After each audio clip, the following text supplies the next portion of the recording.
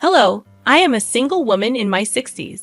Since childhood, I held on to the belief in a reciprocal philosophy, thinking that my hard work and dedication would be met with equal effort in return. This mindset extended to my relationships, where I believed treating others kindly would result in receiving kindness in return. Even after marriage, I continued to hold this belief, assuming that by being considerate to my husband, he would reciprocate. In today's world, women aren't expected to sacrifice as much. But during my era, societal expectations were different. I willingly made sacrifices for my husband and children, confident that my efforts would contribute to future happiness. However, my marriage and family life didn't unfold as expected. Despite my early mornings and diligent work for the family, complaints and mistakes overshadowed appreciation. At that time, no one mandated that I live this way. I was an ordinary person who married a coworker 4 years my senior due to societal expectations. Despite the societal norms for married women to quit their jobs, I became a full-time housewife after giving birth to my daughter. I had no regrets. I believed it was a natural course of action for family life. Though my life wasn't glamorous like TV dramas, it felt easy and stable. Around my daughter's 9th grade, tragedy struck when my mother passed away suddenly from a heart attack. While mourning her loss, I discovered my husband's affair. In the midst of my grief, he found joy elsewhere, becoming uncaring and eventually demanding a divorce. Despite my determination to avoid divorce, my husband's behavior became unbearable. Divorce wasn't as socially acceptable back then, and despite an irresponsible and unkind husband, I resisted the idea. Looking back, I realized my naivety, but more was at stake. My daughter, witnessing the turmoil, felt the impact. Despite my refusal to divorce, I found myself in a deeply miserable situation. During a heated argument about our impending divorce, my father unexpectedly visited. Witnessing the distress in our relationship, he offered me a place to live and encouraged me to leave my husband, taking my daughter with me. Having recently lost his wife and observed his daughter in an unhappy marriage, my father convinced me that persisting in such a difficult situation was futile. Feeling the weight of his concern, I yielded to my husband's request for a divorce. In return, my husband provided me with $3,000 in cash. With my father's support, I secured a 2-bedroom townhouse to live in with my daughter, starting anew. I anticipated the need to work hard to support my daughter, fearing judgment from society for being a divorced woman with a daughter. This concern was particularly heightened as my daughter entered adolescence. During this challenging period, my daughter expressed typical desires of her age, lamenting the perceived consequences of her parents' divorce. Despite the emotional hurt, I knew I couldn't dwell on them forever, determined to provide for my daughter. I embarked on the journey of seeking stable employment. However, being an older divorced woman with a child made securing a job challenging. Undeterred, I took on multiple part-time and nighttime jobs, even engaging in freelance work at home whenever possible. As time passed, my daughter advanced to her senior year of high school. Despite financial constraints, she excelled academically, finding her own way to thrive. Motivated by my desire to ensure her future, I secured a job at a 24-hour restaurant, working 12-hour shifts. 2/3 of my earnings were diligently saved for her college tuition. Despite facing judgment and gossip, especially from some married men who viewed me as an easy target, I persevered for the sake of my daughter. The sacrifices were numerous, but my goal was to provide her with opportunities I never had. As she approached adulthood, I hoped she would understand the struggles I faced in raising her and making a living. Reflecting on these challenges, I realized that having a daughter made my situation both more arduous and meaningful. She became my anchor, giving me the strength to endure and persevere through life's challenges. I held on to the belief that, in the future, my grown daughter and I would share stories about the hardships we faced and take pride in our resilience. A year later, my daughter's outstanding performance in the SAT exams earned her admission to Harvard University. A moment of immense joy that made all the previous struggles worthwhile. As she embarked on her college journey, I felt a mix of pride and emptiness. Though I had managed to provide for her education and housing, The absence of her daily presence at home left a void. We maintained close contact through phone calls, and during the initial months of her independence, our bond deepened. Her newfound affection and connection were a source of comfort, and I cherished our evolving relationship. Despite the challenges, my daughter graduated from college without financial setbacks, fulfilling a dream we had worked hard to achieve. Anticipating that we could live together again, I was surprised when she secured a job at a defense corporation and chose to live independently. To support her, I took a bank loan and contributed to the down payment for a condo near her workplace. While I aged and embraced a more unassuming appearance, my daughter thrived as a fashionable career woman. Witnessing her success brought immense happiness, reinforcing the idea that my sacrifices had borne fruit. I found contentment in her achievements, understanding the sentiment of people who say they forget hunger in moments of joy. Despite the financial support throughout her college years, the prospect of her wedding became a new financial responsibility. People questioned why I continued to struggle when my daughter was capable of self-sufficiency. However, I was determined to contribute to her wedding expenses to prevent any condescension from her future in-laws. The belief that sacrificing for her happiness would bring joy to both of us fueled my resilience. On the other hand, as my daughter dated, I noticed a growing distance between us. Initially hurt, I recognized that her adult life and relationships rightfully took precedence. I patiently waited for her to mature and open up to me, understanding that priorities shift during this phase of life. However, on her 27th birthday, I looked forward to celebrating with her. Yet she made it clear that she had plans with someone named Michael and dismissed any preparations. While she may have intended to convey that I needn't go to any trouble, I couldn't help but feel hurt. It was her birthday, a day that held immense significance for me as the day she was born, and her apparent indifference stung deeply. It was challenging to comprehend why my daughter considered spending money on her birthday a waste, given the tight budget. Despite her intelligence, her understanding of her own mother seemed distant. Despite my hurt feelings, I understood she was my only daughter, and I wanted to see her briefly on her birthday, even if it meant taking a day off work. On that day, I meticulously paid attention to my appearance before going to her workplace. However, what awaited me was an unexpected and emotionally charged encounter in the company lobby.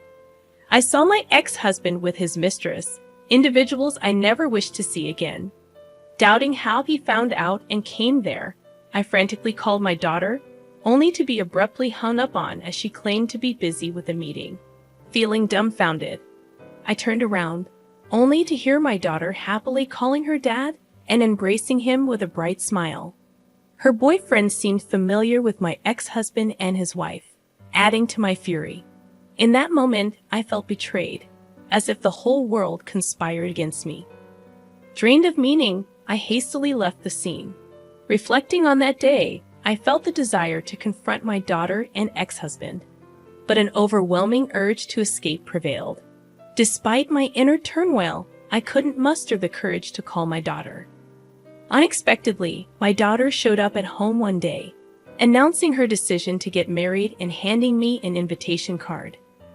The surprise turned into shock when I saw the names on the card. Although she was my daughter, I felt an intense urge to throw her out of the house. I questioned how she, my own daughter, could present such an invitation. I confronted her, expressing my hurt at being treated like a guest at her wedding, emphasizing my role as her mother. In response, my daughter apologized, stating she felt she had no choice. Despite her desire to marry Michael, she faced scrutiny from his parents over every detail about her. The situation left me grappling with complex emotions, torn between hurt and the desire to understand my daughter's perspective on her life-changing decision.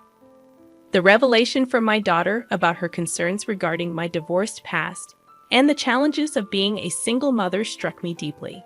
She explained that revealing this truth could jeopardize her chances of marrying her boyfriend, as her potential in-laws might disapprove. In the face of this revelation, I couldn't help but express my frustration, reminding her of the sacrifices and struggles I endured to raise her. work at a restaurant, and fund her education. My daughter's response. However, her response stunned me. She dismissed the past, stating that her father and his new partner, the woman who played a role in breaking our family, had already met with her future in-laws. In her perspective, the present was what mattered most, and she prioritized her desire for a comfortable life over the difficulties we faced before. Feeling hurt and regretful, I spoke harshly to her for the first time in my life, expressing my disappointment in her attitude. In turn, she suggested that if I wanted to drop her from my life, I should repay her for the money I spent raising her. This exchange led to a heated argument, and she left my house in anger, proclaiming that we were now strangers. Devastated by the turn of events, I questioned the purpose of saving money for her wedding and felt a deep sadness when I looked at the wedding invitation she had left behind, with a different name printed where mine should have been. 3 years later, I received news that my father, who had been living independently to avoid burdening me, had fallen ill. Sadly, I learned about his condition only after his passing. The realization of being a poor daughter to him hit me hard. A few months later, I inherited a small condo where he had lived, a bittersweet reminder of the family ties and struggles that shaped my life. Upon realizing that I had money saved from my daughter's wedding in the savings account, I decided it was time to live for myself, even if it seemed somewhat late in life. I pondered the idea that in today's world, trusting only one child and sacrificing for them might not be the most fulfilling path. It was a realization that I should prioritize my own desires and needs before it became too late for me to enjoy life.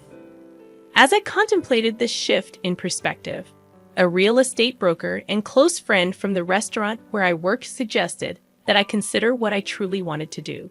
Despite societal expectations for women to sacrifice, I felt the desire to break free from that mold and live for myself. I harbored a feeling of regret and sorrow for the sacrifices I made over the years, and I yearned to pursue personal fulfillment. Inspired by my friend, I embarked on studying the real estate business and even delved into auction biddings. With some savings and money from selling my late father's condo, I seized the opportunity to take on a new challenge. In the surprising turn of events, I became a building owner overnight, residing in a prime location. 6 months later, after returning from a mountain climbing adventure, I found myself on the top floor of my building, now transformed into my home. Unexpectedly, someone knocked on my door, and I debated whether to pretend not to be home due to fatigue. However, curiosity prevailed, and I opened the door to find my pregnant daughter with a chubby-cheeked toddler in her arms. Tearful and distressed, she explained that she had been deceived by her husband, who turned violent and had affairs. Faced with impending childbirth and raising her young daughter, she sought refuge with me, despite my initial shock and the lingering hurt from our previous arguments. I couldn't turn my back on my daughter in need. She revealed that she had heard about my newfound success in real estate and wanted assistance. Despite the painful history between us, she pleaded for help, pointing out that she had a share in the money I had acquired from my wedding savings and inheritance. Caught between anger and compassion, I couldn't deny my daughter's plea for help. Despite her past actions, I recognized the vulnerability in her situation and knew that as a mother, I couldn't turn her away. The complexities of our relationship resurfaced, prompting me to grapple with the tangled emotions of love, disappointment, and the inevitability of family ties. I confronted her, saying, "I was the one who saved money for your education and your wedding, but you told me to get out of your life. Do I need to give you money now?" I only said that, but I didn't get any money back from you. It seems that in front of money, there is no use for the bond between a parent and a child. Now that you have money, you don't need a daughter, right? No matter what, I am still your daughter, so I have a right to your money too. I was once very proud of you, thinking that it was because of me that you were able to attend Harvard. But now I see that it was all in vain. I guess I was too busy making a living that I couldn't teach you to be a decent human being. I raised you as someone who is so selfish and can only think of yourself. I don't plan to give you one penny, so you can either go back to your husband or your wonderful father. You are too mean. Could you abandon your own daughter? Do you think other people would care for me at all? That wife already ran off with the money, and he has disappeared trying to look for her. If you abandon me, I'll become an orphan. Now I have a child and I'm pregnant, so how could you be so mean to me?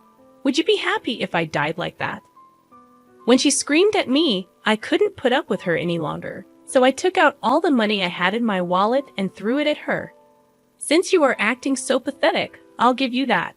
However, never come back to my house because I won't let you in. There's something that I learned in the meantime, just that your life is important. Now my life is important. You cannot put me in and out of your life at your whim. I coldly let my daughter and her child out of my house. Of course, I would not feel good about it since she was my daughter after all. However, I couldn't accept her because she still was as selfish as before, and I couldn't bury the past. However, I felt sorry for my little granddaughter, who was innocent and got kicked out together with her mom. After that, my daughter was too proud and never came to see me again. To be honest, I knew that she was such a daughter. So, has she repented for her past acts and begged me for forgiveness out of a quest, pretending I was reluctant, but would have found ways to punish her wayward husband. But I was so disappointed that if she erased me from her life to marry her husband, she should have lived happily. Why did my husband and my daughter turn out that way, even though I lived a hard life? Now I see that the only person who is living a life the way I want to is only me alone. Thus, if anyone is living a life like I did on behalf of others, I want to say this one thing for sure. No matter how strong your relationship is with another person, be sure to take care of your life first. Even if everyone in this world betrays you, you will not betray yourself. In the end, happiness is not what you do for others, but what you do for yourself.